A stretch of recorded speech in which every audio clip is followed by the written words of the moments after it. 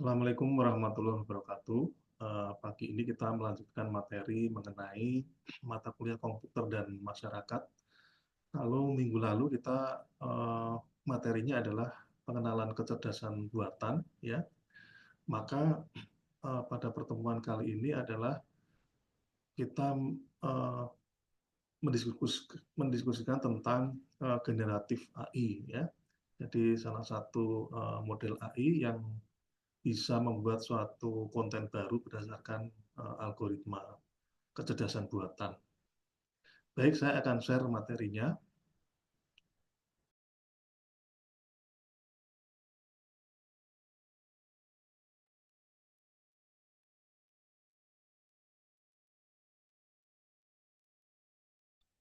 Ya, kita membahas mengenai generatif artificial intelligence atau yang disingkat biasa kita sebut adalah Gen AI. Jadi apa itu generatif artificial intelligence? Jadi ini merupakan salah satu atau jenis kecerdasan buatan yang dapat membuat konten baru seperti teks, gambar, audio, atau video berdasarkan data yang telah dipelajarin. Nah, AI ini bekerja dengan menggunakan model pembelajaran mesin, terutama deep learning. Jadi dengan deep learning, teknologi ini memahami pola dalam data dan menghasilkan output yang menyerupai buatan manusia. Nah, materi tentang deep learning sudah kita bahas sekilas ya mengenai pertemuan di minggu lalu. Nah, kemudian apa manfaat generatif AI ini? Ya, ada beberapa manfaat yang bisa kita peroleh ya dengan adanya generatif AI ini, yaitu personalisasi pembelajaran. Jadi pembelajarannya itu sesuai dengan kebutuhan kita, gitu ya. Disesuaikan dengan kebutuhan, kemampuan, dan kecepatan belajar setiap mahasiswa. Jadi dengan adanya Gen AI, Anda bisa bertanya kepada chatbot yang berbasis AI ya. Contohnya adalah DeepSeek, kemudian ChatGPT ya, atau Perplexity ya, untuk mengetahui berbagai hal terkait dengan materi yang ingin Anda ketahui begitu ya. Nah, kenapa kok disebut personalisasi? Karena pendekatannya mungkin berbeda-beda ya. Ada yang sudah terbiasa menggunakan pemahaman-pemahaman yang lebih kompleks ya. Kemudian ada juga yang mungkin yang baru paham mengenai pengetahuan tertentu ya, sehingga bertanyanya itu bisa disesuaikan gitu. Kemudian meningkatkan akses pendidikan. Sumber belajar dapat dikembangkan lebih beragam dalam berbagai format dan platform. Mengembangkan penilaian adaptif untuk membantu mahasiswa. Ya. Kemudian manfaat lainnya adalah meningkatkan keterlibatan mahasiswa. Jadi dapat dikembangkan lebih dinamis dan interaktif serta tidak membosankan. Karena bisa jadi kalau guru atau dosen yang memberikan materi di depan kelas mungkin Anda bosen gitu ya. Tapi kalau di ChatGPT Anda bisa saja memberikan suatu prompt yang menggunakan supaya outputnya adalah menggunakan bahasa yang lebih mudah dipahami. Kemudian membantu dosen dalam menjalankan tugas. Nah, ini saya sebagai dosen ini banyak terbantu ya dengan adanya Gen AI ini ya. Suatu misal pekerjaan-pekerjaan administrasi misalnya ya, atau misalnya membuat suatu modul ya, kemudian membuat suatu RPS, laporan-laporan tertentu dan sebagainya. Ya, meskipun output dari Gen AI ini harus tetap dicek ya, dicek dan diverifikasi serta divalidasi sehingga eh, kita tidak secara mentah ya mengcopy paste apa yang output dari Gen AI tersebut gitu. Jadi kita tetap harus berpikir kritis ya dalam menggunakan Gen AI ini. Di samping keuntungan di atas tadi ya, manfaat juga ada masalah etis ya, yaitu kesenjangan akses ini tidak merata semua mahasiswa. Bisa saja Anda yang kuliah di Universitas Dharma Persada mudah ya mengakses aplikasi Gen AI karena internetnya cukup cepat di sana. Tetapi mungkin di beberapa sekolah atau beberapa kampus tidak secara mudah bisa memanfaatkan keuntungan dari adanya Gen AI ini. Kemudian bias data. Nah, ini yang harus hati-hati ya. Dikembangkan berdasarkan data bias dapat menghasilkan output keluaran yang bias dan diskriminatif. Artinya bias di sini adalah tidak sesuai dengan kenyataan ya.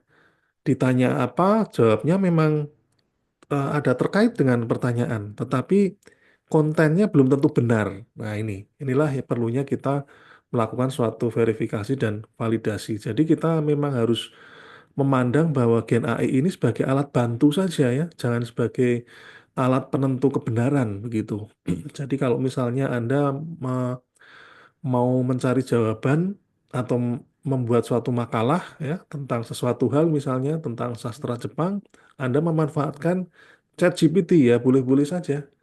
Buatkan makalah tentang sejarah Jepang misalnya ya dari zaman berdirinya kekaisaran sampai dengan sekarang.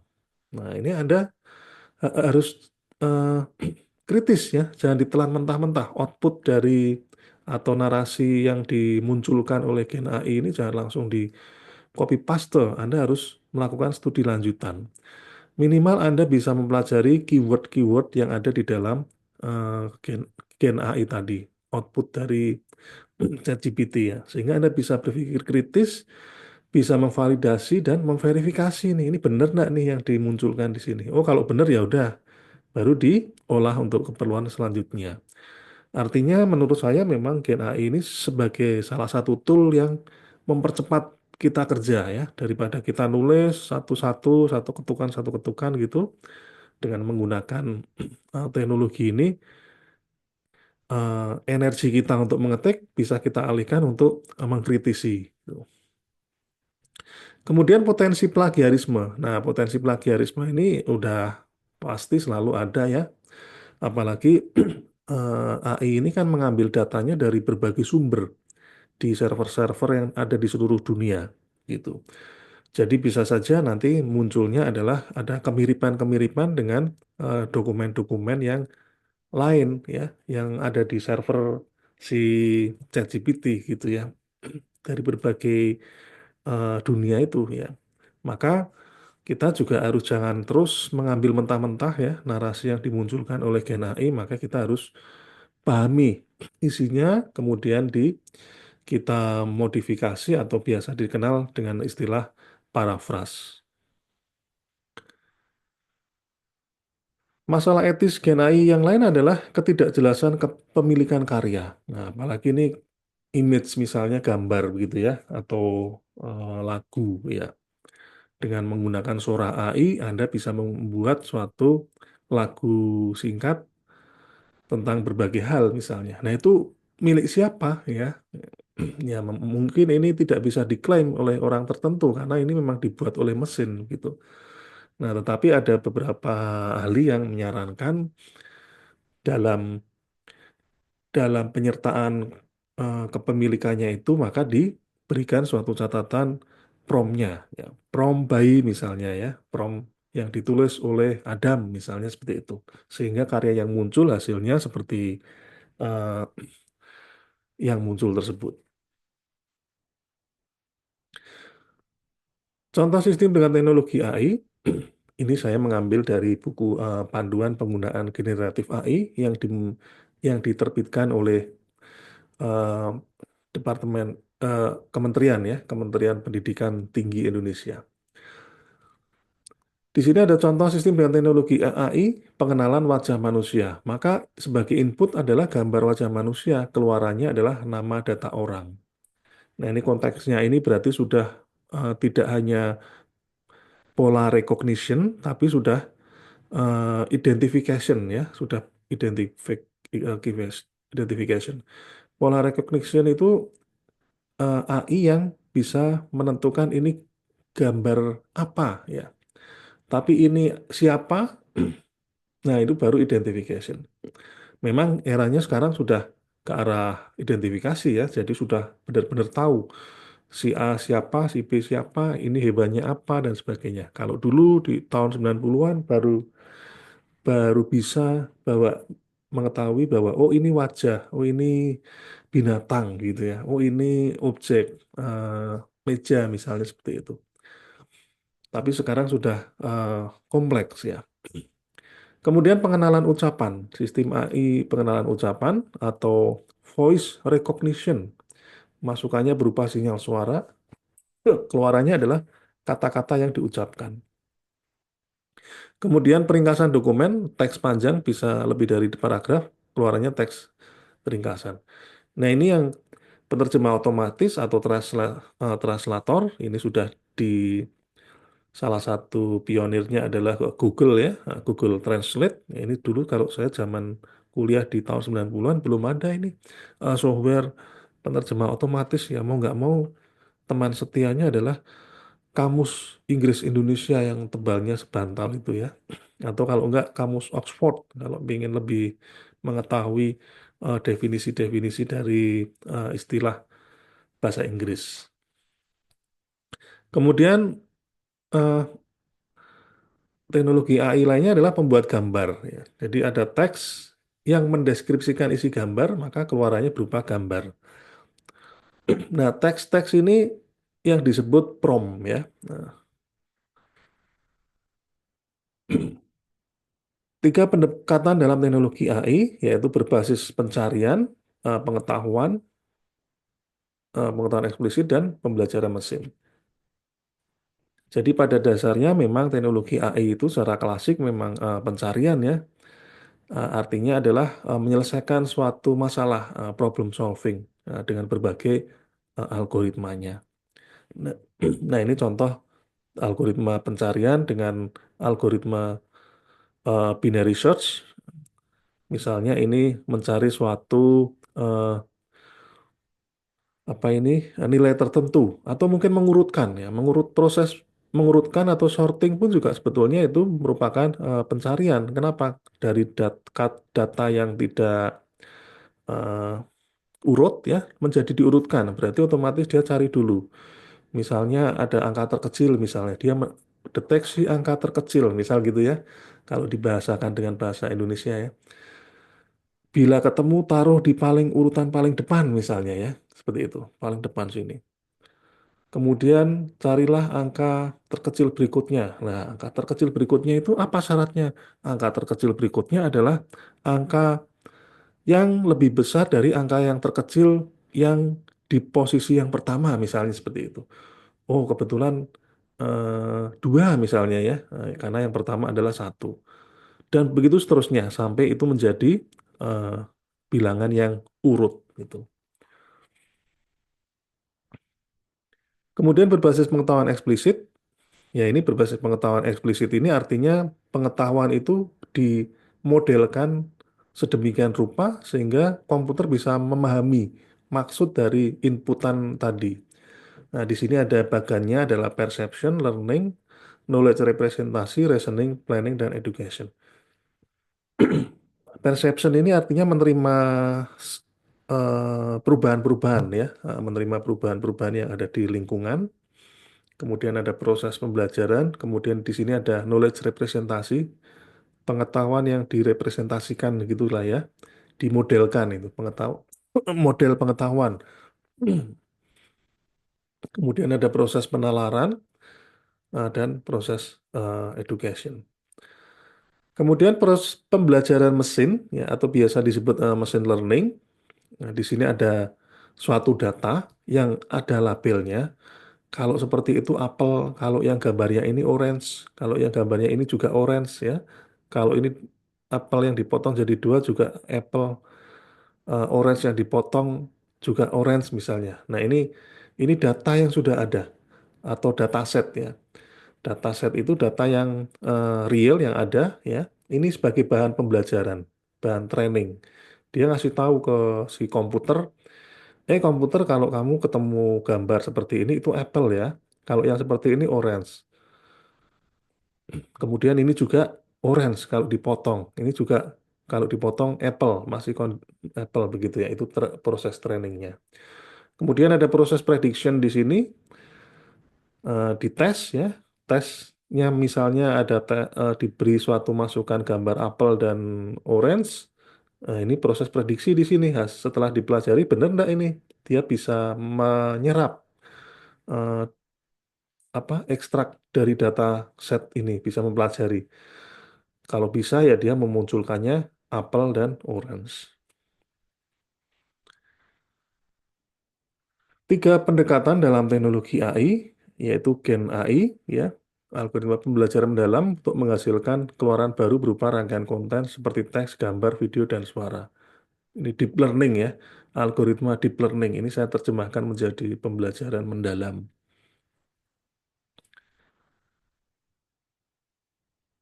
Kemudian eh, mempelajari pola atau pengetahuan dari data secara otomatis digunakan untuk melakukan suatu penalaran dalam memberikan respon.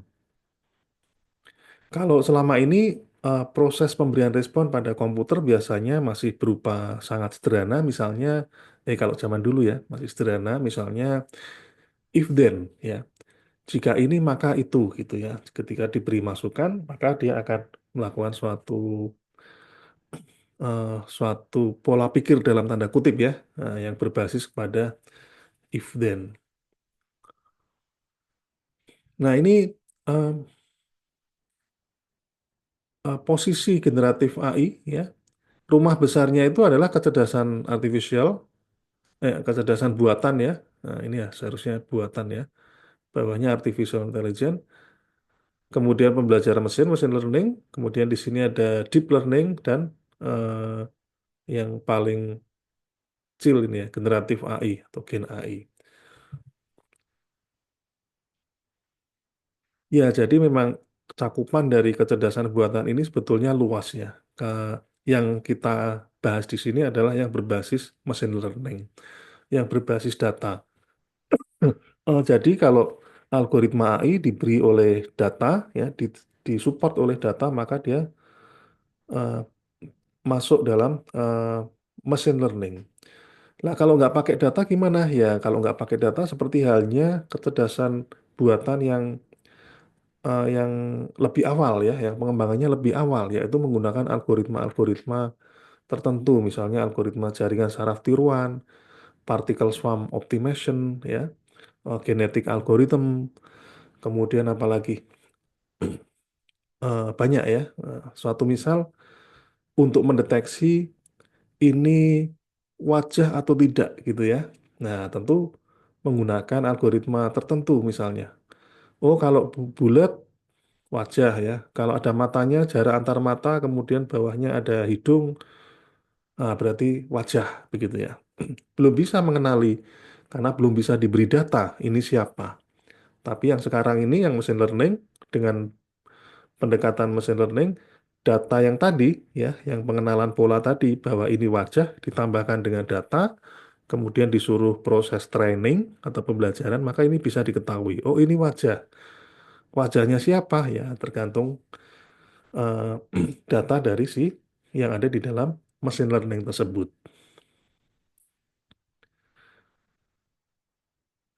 Teknologi AI pada dasarnya berupa file yang berisi pengetahuan atau pola yang dimiliki manusia dalam menghasilkan sebuah keputusan. Nah, ini file ini sering disebut sebagai model AI. Nah, ini ilustrasi dari eh, alur ya, alur teknologi AI. Contoh masukan ini ya, ada kucing ini ya, ada objek kucing. Nah, ini karena contoh keluarannya adalah apa gitu ya. Contoh masukannya adalah ada objek kucing. Kemudian oleh si model AI, dia akan mentraining berbagai bentuk atau model binatang gitu ya. Nah, ini AI-nya pengenalan binatang. Dia akan dicocokin dengan segala macam binatang gitu ya.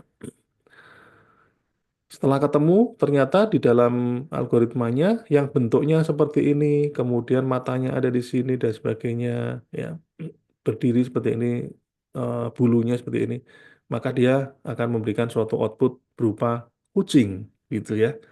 Nah, seperti ini.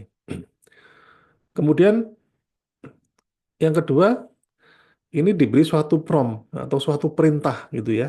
Prompt ini sebetulnya indikator yang kelip-kelip yang ada di dalam eh, komputer zaman dulu ya, yang kita biasa sebut CLI ya.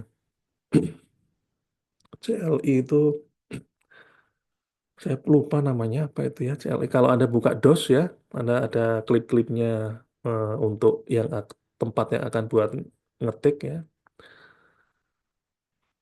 itu disebut eh, prompt ya, perintahnya disebut prompt.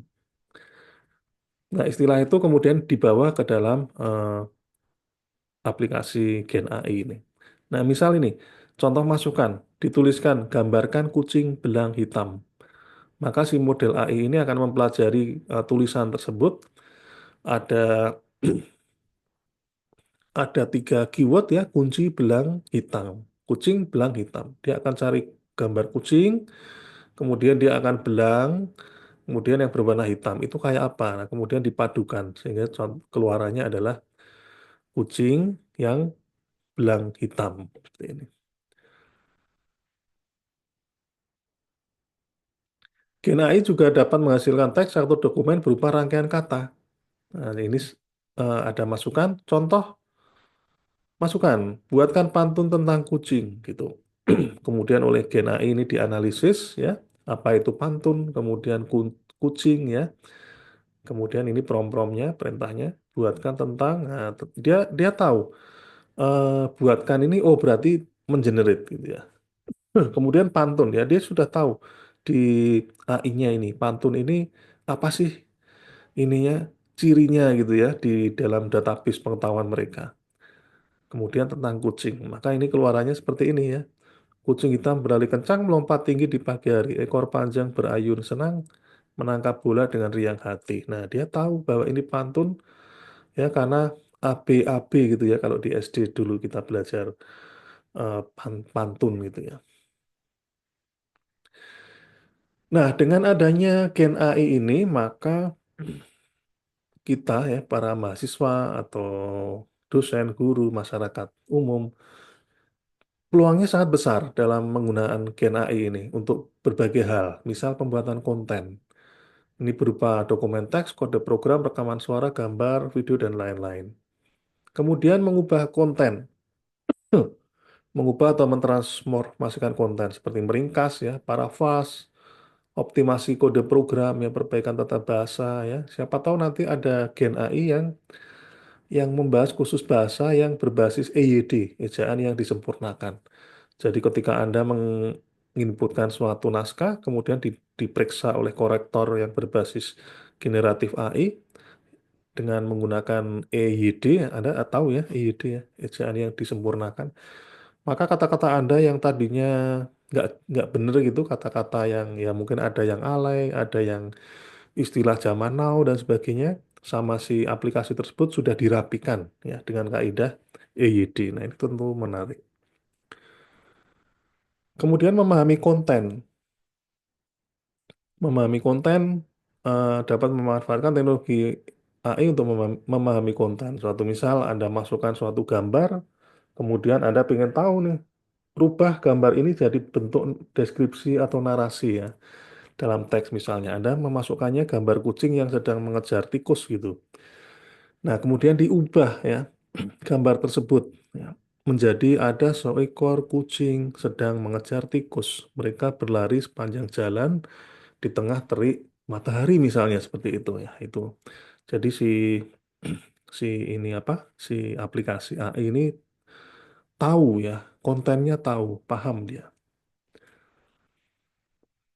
Contoh penggunaan model Gen AI untuk menghasilkan parafras, kita berikan suatu narasi kalimat ya, kemudian model AI-nya menggunakan parafras, misalnya apa?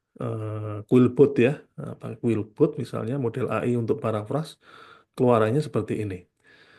Ciri dari parafras adalah kita merubah kata-katanya, tetapi maknanya tidak berubah. Nah, ini pun juga jangan langsung secara mentah Anda copy paste untuk digunakan untuk keperluan Anda ya. Harus dibaca lagi.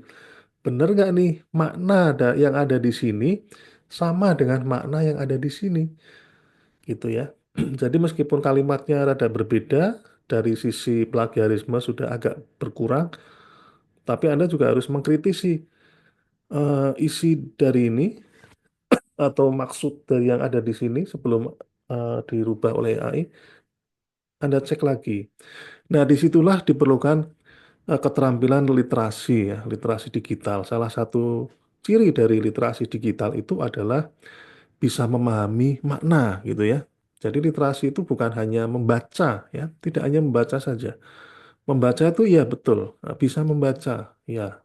Tapi yang lebih penting lagi untuk selevel Anda tentu tidak hanya membaca karena kalau sekedar membaca anak SD sekarang juga sudah bisa membaca. Maka tentu Anda untuk sekelas mahasiswa Anda juga harus bisa memahami suatu konteks tertentu dan menceritakan kembali. Kemudian mengkombinasikan konten. Nah, ini kalau misalnya Anda yang tadinya konten kreator ya, modalnya kamera, kemudian ada pakai mikrofon ya, sambil membawa gimbal ke sana kemari, atau misalnya mau mendokumentasikan sesuatu hal, maka sekarang pun sudah terbantu banyak dengan adanya Gen AI ini ya. Nah, Anda tinggal memasukkan saja ini kata promptnya ya. Misalnya saya adalah seorang konten kreator, ingin membuat konten mengenai sejarah bangsa Jepang dari tahun sekian sebelum Masehi sampai dengan kekaisaran yang pertama misalnya. Nah, nanti akan keluar teksnya. Kemudian Anda baca teksnya, diperlukan apa itu kata kuncinya? Oh, ada kaisar misalnya. Anda ketikkan saja kaisar zaman Jepang baru lahir misalnya gitu ya. Nah, muncul gambarnya. Anda verifikasi, Anda validasi, Anda belum yakin, tambahkan saja promptnya, sertakan buku referensinya. Nah, akan keluar buku referensinya. Kemudian untuk membuat musik, Anda pakai aplikasi tertentu, ya ketikkan saja musik yang terkait dengan budaya Jepang misalnya ya. Misalnya ada musiknya apa ada musiknya koto misalnya instrumen koto mengiringi sehingga kontennya nanti akan eh, ada berbau-bau Jepangnya itu kental gitu.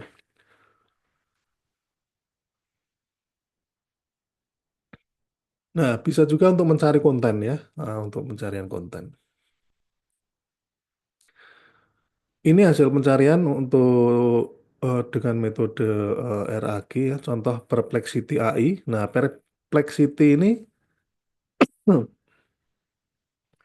eh, kelebihannya ya, dia memberikan referensi ya, link referensinya gitu. Sini. Ini pada saat awal-awal eh, adanya chatbot AI, ini banyak dipakai untuk mencari tugas yang disertai dengan daftar pustaka gitu ya. Tapi sekarang aplikasi-aplikasi Gen AI yang lain seperti ChatGPT pun juga bisa juga memunculkan suatu informasi referensinya juga.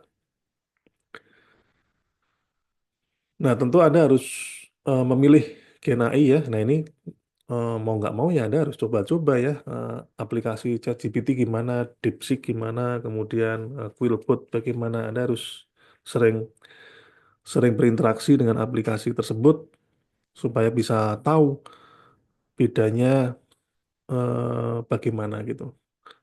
Kemudian aplikasi AI ini juga ada yang berbayar, ada yang free ya. Tentu kalau berbayar ya memberikan fitur-fitur yang lebih. Koneksi internet. Nah, ini pasti ya harus ada koneksi internet meskipun ada beberapa aplikasi Gen AI yang tidak memerlukan koneksi internet, tetapi dia harus tetap mendownload model datanya dan training datanya tadi, dataset tadi. Nah, itu ukurannya cukup besar ya dan diperlukan komputer yang ya lumayan inilah, lumayan gede speknya. Nah, sehingga tidak perlu koneksi internet kalau yang seperti ini ya.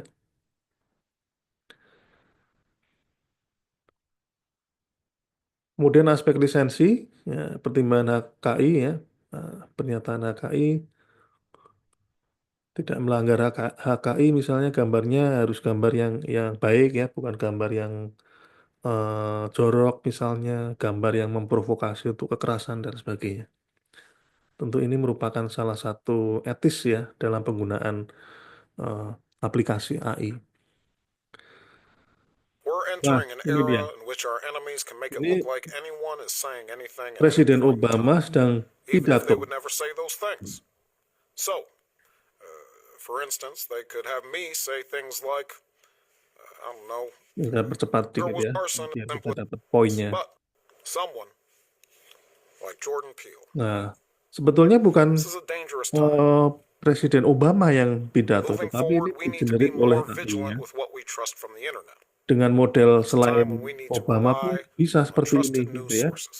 Model wajah tinggal ganti May wajah. sound Nah, ini basic, yang tentu kita but harus how we move forward hati-hati bagaimana kita the age of menyikapi information teknologi AI ini. is going to be the difference Ya ini between whether memang we selevel survive di atas kita or whether we mendeteksi become itu some kind of berita hoax fucked up apa tidak ya. dystopia.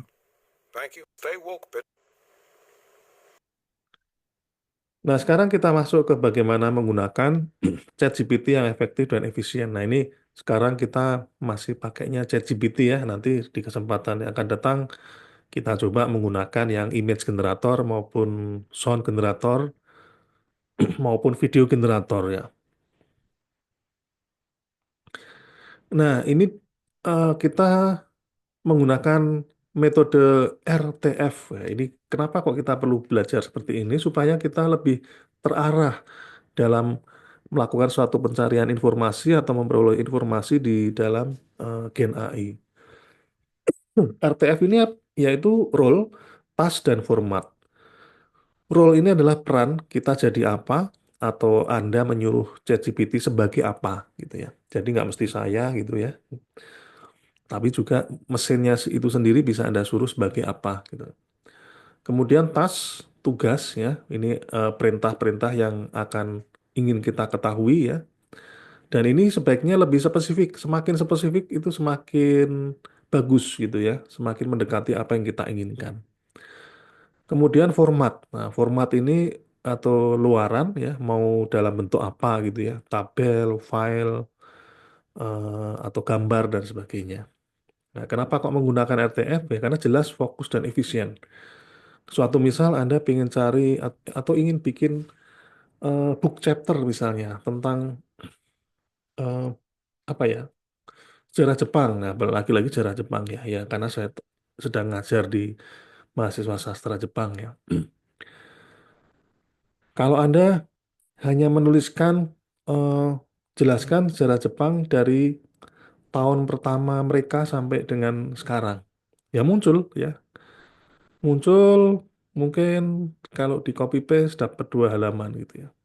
Tapi informasinya sangat general. Tapi beda cerita kalau misalnya perintahnya adalah lebih spesifik berdasarkan RTF ini. Misalnya Anda menyuruh ChatGPT sebagai ahli sejarah. Kamu atau Anda sebagai ahli sejarah Jepang, tolong tuliskan suatu deskripsi perkembangan bangsa Jepang dari kekaisaran Edo misalnya ya sampai dengan pemerintahan saat ini misalnya seperti itu.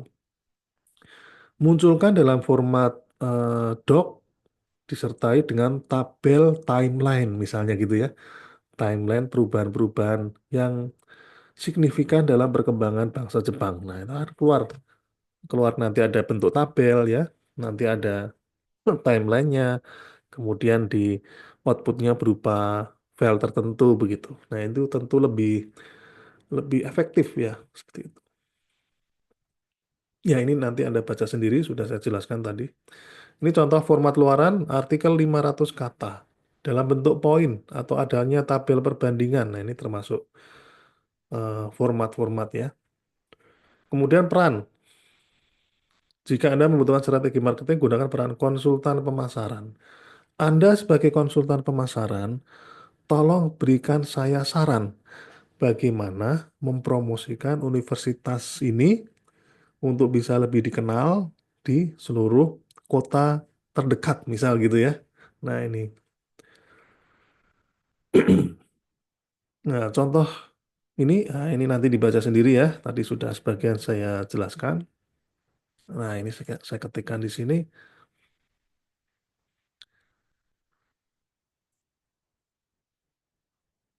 Ini Anggaplah sebagai konten kreator, saya percepat ya, untuk diminta membuat artikel tentang sejarah Kekaisaran Jepang. Ini saya percepat ya. Nah, muncul ya. Promptnya apa tadi? Oh, langsung ya. Referensi buku, disertai referensi buku.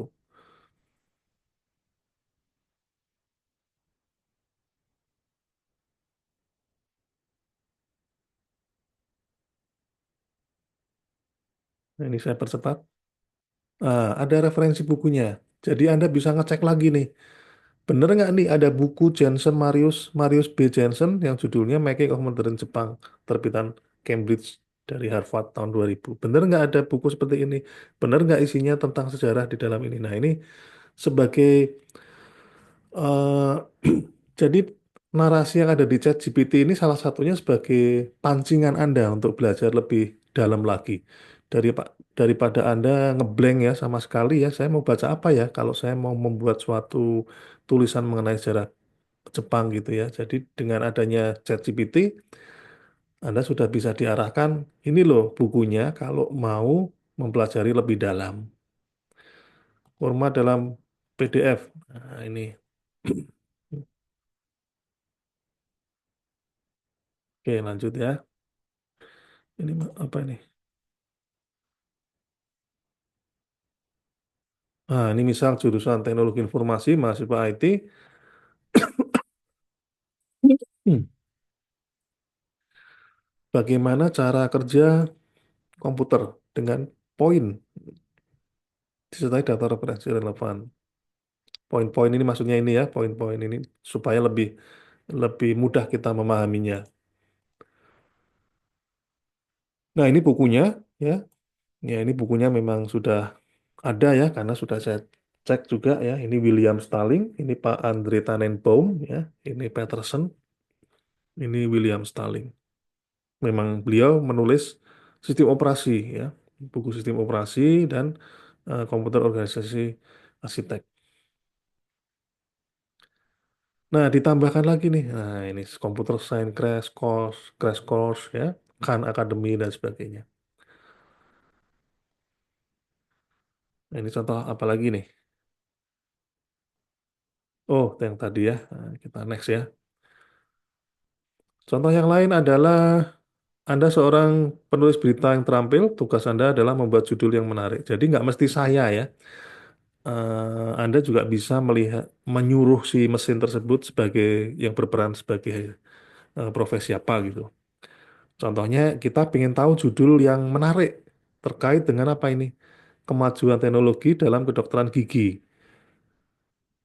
Di format dalam bentuk Markdown. Nah, Markdown ini apa ini? Nah, Markdown itu adanya ini ya. Nah, ini bisa diedit, bisa di copy. Jadi kalau Anda pengen ngopi ini nggak perlu ini di drag ke sini, di blok, copy nggak, langsung diklik aja sini.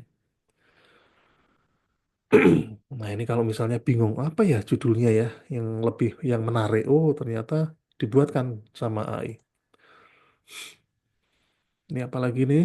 Hmm, video edukasi tentang saya percepat ya. Berdurasi 5 menit. Nah, ini naskah untuk naskah untuk video YouTube ya. Nah, Anda declare aja langsung. Ini naskah untuk video YouTube. Nah, nanti dibuatkan ini ilustrasinya apa ini? Skripnya ya.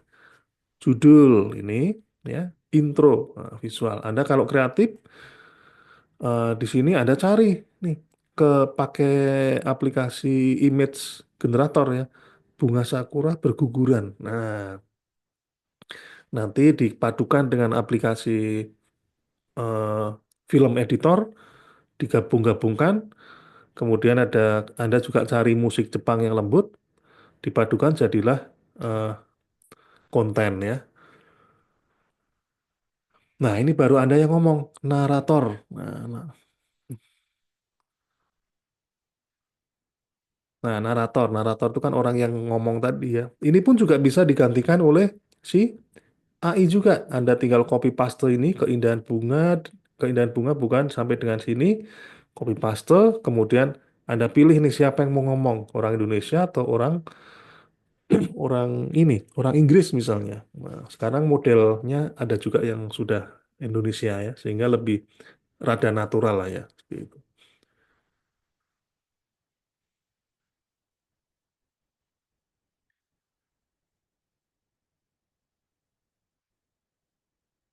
Nah, ini yang namanya memadukan ya, memadukan konten tadi. Oke, kita lanjut ya. Ini apa lagi? Oh, ini yang tadi ya. Deskripsi produk, menulis produk deskripsi menarik untuk tujuan e-commerce atau pemasaran. Ini kalau sekarang biasa disebut copywriting ya. Nah, ini Anda pingin menulis deskripsi produk menarik untuk apa? Termometer daging yang punya kemampuan WiFi. Nah, ini langsung Anda ketikkan, muncul deh. Nikmati pengalaman memanggang tanpa khawatir. Nah, Anda tinggal baca ini. Kalau Anda voice overnya sudah pinter, sudah bagus, sudah biasa voice over, tetapi masih kadang kebingungan di ide ya. Nah, tinggal cari idenya di ChatGPT, Anda tinggal ngomong di sini.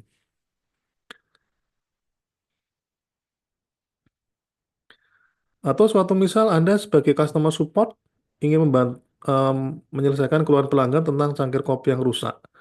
Nanti dibantu sama si ChatGPT. Saya harus ngomong apa ya? Nah, ini dibuatkan tahapan-tahapannya gitu ya. Oh, verifikasi, harus terima cangkir pengganti, salam hangat, nama Anda, nah, customer support team gitu ya.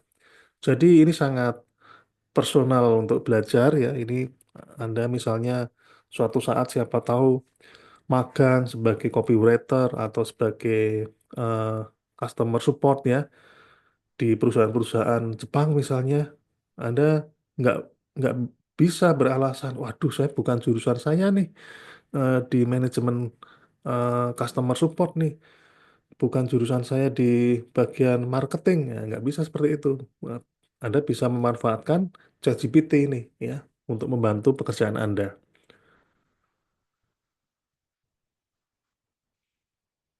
Nah, coba Anda praktekkan ini ya. Anda adalah seorang pendukung hebat.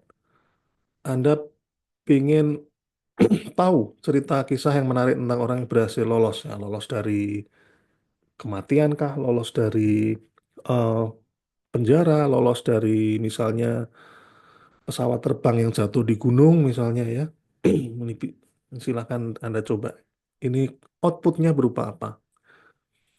Atau misalnya Anda mahasiswa meneliti tentang baterai, memberikan informasi penelitian terbaru tentang baterai, format ringkasan dengan kutipan.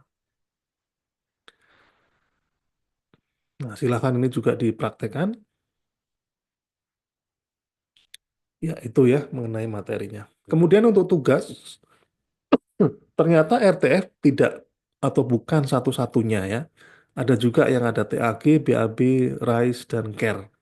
Nah, silakan Anda buat makalahnya tentang penggunaan ini metode 1 sampai 4 ini. Apa itu TAG, bagaimana cara menggunakannya, kemudian berikan contohnya. Silakan dikirimkan di sini ya hasil laporannya. Contoh minimal 10 prom. Ya, ini semua dikerjakan ini ya, tidak opsional. Berikan semuanya. Dikumpulkan nanti pas setelah Lebaran. Materi ini akan di-share juga di dalam link seperti biasa, nanti Anda bisa mengakses. Ya, saya kira itu.